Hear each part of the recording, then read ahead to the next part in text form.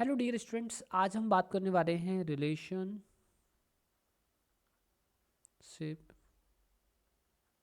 Between B H and M vector. ठीक है, तो बड़ी ही इजी रिलेशनशिप है जो कि हम बहुत आसानी से प्रूव कर सकते हैं। तो देखिए, आप बी तो जानते हैं कि वो क्या है, दैट इज द, ठीक है, मैग्नेटिक इंडक्शन या magnetic flux density. Magnetic induction और मैग्नेटिक फ्लक्स डेंसिटी, ठीक है, और मैग्नेटिक फ्लक्स डेंसिटी। तो जो मैग्नेटिक इंडक्शन है, ठीक है, ये टोटल करंट के कारण होती है। ठीक है, और इसको मैं आपको बता भी चुका हूँ कि जो कर्ल होता है बी का, ठीक है, वो क्या होता है, म्यू नॉट जे के बराबर होता है, जहाँ की जे जो है टोटल करंट डेंसिटी है। ठीक है, एच जो आप जानते हैं एच क्या है, that is the magnetic field due to free current. ठीक है, मैग्नेटाइजिंग फील्ड कहते हैं, magnetizing field due to free current, due to free current. इसे हम कंट्रोल कर सकते हैं, बी को हम कंट्रोल नहीं कर सकते, इसको कर सकते हैं, है ना। जो बी की यूनिट है वो टेस्ला होती है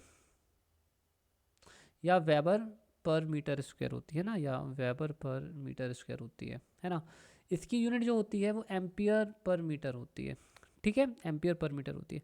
और डेल क्रॉस एच जो है वो हमने प्रीवियस वीडियोस में देखा था, वो होता है जे फ्री, फ्री करंट डेंसिटी के बराबर होता है। ठीक है, इसके बाद है हमारा एम, है ना। एम क्या, हमारा मैग्नेटाइजेशन वेक्टर है, total magnetic moment of a substance upon volume. ठीक है, ये मैग्नेटाइजेशन वेक्टर है, और मैग्नेटाइजेशन वेक्टर का जो कर्ल होता है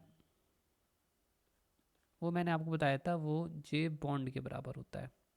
ठीक है, अब चलिए इनके बीच में रिलेशनशिप फाइंड करते हैं। तो बाय एम्पियर्स लॉ, तो एम्पियर्स लॉ के according del dot P is equal to होता है म्यू नॉट जे। ठीक है, जहाँ की जे टोटल करंट डेंसिटी है, तो टोटल करंट डेंसिटी क्या हो जाएगा, जे फ्री प्लस जे बाउंड। ठीक है, अब जे फ्री जो है ये किसके बराबर है, डेल क्रॉस एच के बराबर है। ठीक है, by using this equation, equation 1 डाल दो, इक्वेशन 2 डाल दो, इक्वेशन नंबर 3 डाल दो। सो बाय यूजिंग इक्वेशन नंबर 2, ठीक है, जे बॉन्ड किसके बराबर है, डेल क्रॉस एम के बराबर है, बाय यूजिंग इक्वेशन 3, इक्वेशन 3 का हम यूज़ कर रहे हैं ना। सो बाय 2 एंड 3। ठीक है, ओके, ठीक है, यहाँ से आप क्या करिए कि बेसिकली डेल को कॉमन बाहर निकाल दीजिए।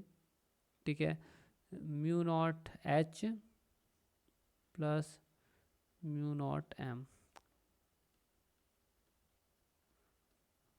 तो इस दोनों को काट दीजिए, तो बी की वैल्यू हो जाएगी mu naught H plus mu naught M.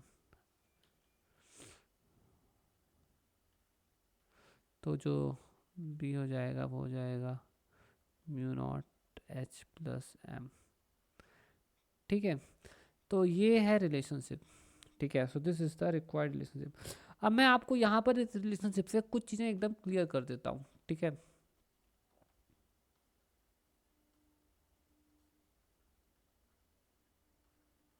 देखो क्या है, अगर आप देखोगे तो जो सब्सटेंस होता है उसके अंदर अगर हम देखते हैं, अगर हम सब्सटेंस के अंदर देखें तो उसके अंदर मैग्नेटाइजेशन होता है ना, तो वो अंदर नॉन जीरो होता है, बट बाहर देखा जाए तो मैग्नेटाइजेशन क्या है, जीरो है। ठीक है, मैग्नेटाइजेशन क्या है, बाहर जीरो है।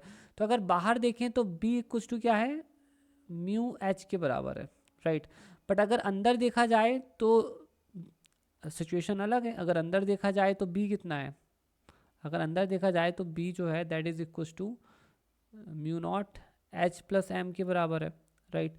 तो बाहर अगर देखा जाए आउटसाइड द मैग्नेटिक सब्सटेंस तो बी और एच का डायरेक्शन सेम होता है, बट अंदर देखा जाए तो बी और एच का डायरेक्शन सेम नहीं होता है। ठीक है, दैट इज बिट डिफरेंट। तो अंदर बी और एच का जो डायरेक्शन है वो अलग अलग होता है।